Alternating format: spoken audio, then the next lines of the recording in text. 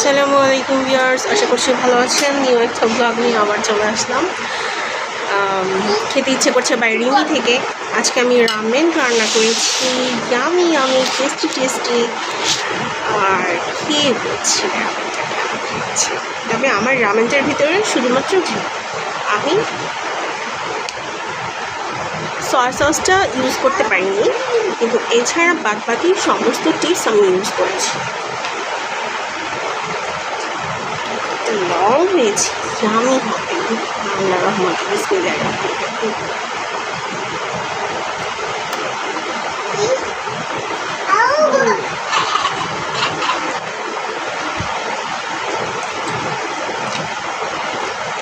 স্যুপটা খেয়ে বলছি